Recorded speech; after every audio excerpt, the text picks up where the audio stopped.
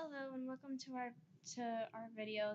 I am Jennifer, And I'm Justice. and today in this video we are going to be talking about some main ideas and concepts of the Enlightenment thinkers.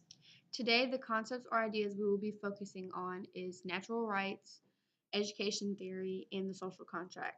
The first one we are going to be talking about is natural rights, and for this idea or theory, what you may want to call it, we will be looking at it from the perspective of two different Enlightenment thinkers, John Locke and Thomas Hobbes.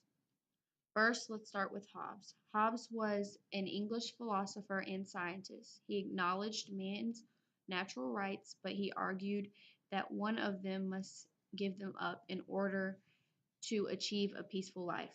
What he was saying was man has rights, but to achieve that perfect political and civil society, you need to make moral obligations, and those rights would get in the way.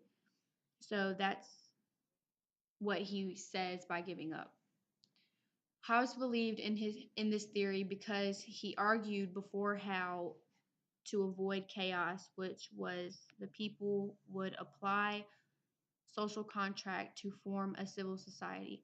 We just seen a little of Hobbes' side of this idea, so now let's look at John Locke's side of the theory.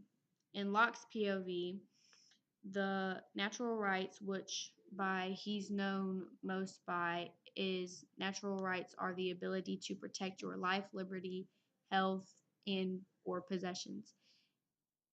It is said that Locke believed these rights delivered from labor, but in Locke's theory, when the state of condition is broken, as if it were a balance, both the victim and the transgressor fall into a state of war. Next is education theory, and with this theorem we'll be looking at Jean-Jacques Rousseau, Marquis de Condorcet, and Mary Wollstonecraft's point of view. All three of these philosophers had a similar point of view on education, and that is that everyone has the right to be educated in order to form in what was in their thoughts a perfect or good society. What I am going to do now is break down into what it was that these philosophers thought the right to be educated was needed for in order to lead to that perfect or good society. The first one we're going to look at is Jean-Jacques Rousseau, or just Rousseau. Rousseau's philosophy was more focused on how a student should be taught. In his thoughts, that was that we should let a student have character and their own moral sense. That way they can self-master, set their own standards, and surpass themselves, even if they were to be put in a imperfect society. He also believed students should be taught by a tutor and in a natural environment. His philosophy talks about how students learn from the consequences of their mistakes, and not through physical punishment.